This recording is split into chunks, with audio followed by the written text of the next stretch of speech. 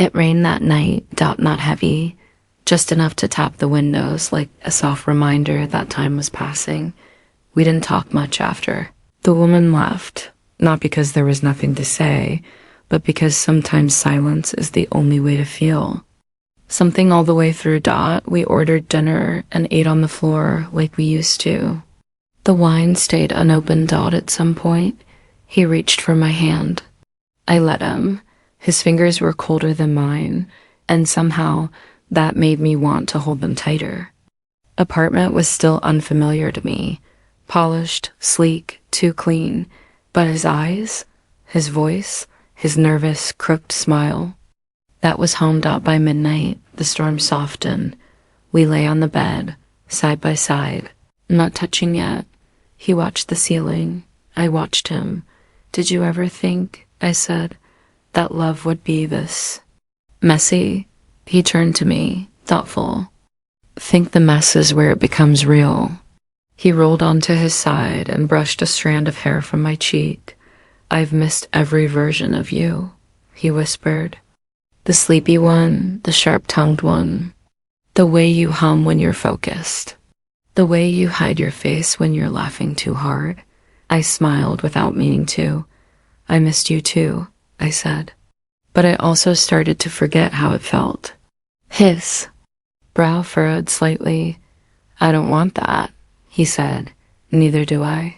He leaned closer, not rushing, not asking, just inviting. And when our lips met, it wasn't fireworks, it was relief, like a puzzle piece finding its corner, like warmth. Settling back into a room that had been cold too long. There was no rush, no need to prove anything, just slow. Unspoken rediscovery, hands, learning each other again, breaths, YNCING. Skin, remembering.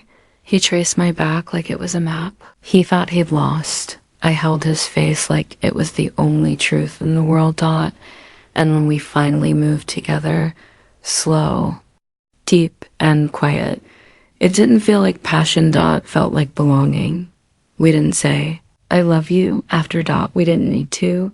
We just lay there, wrapped in sweat and sheets, and silence. His hand on my hip, my head on his chest, and the storm. Finally gone, I woke up early, sunlight bleeding in through tall windows. Jason was still asleep, his arm curled around my waist like he was afraid I'd vanish.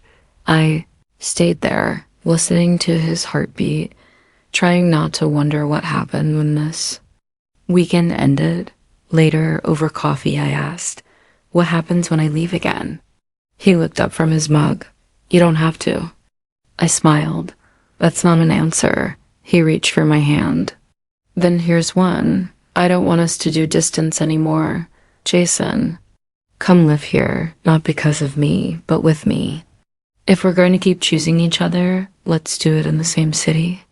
I didn't say yes, not yet, but I didn't say no either. Instead, I kissed him, because sometimes the heart answers faster than the mouth, and for the first time in weeks, I didn't feel like we were trying to hold on. We were moving forward, together.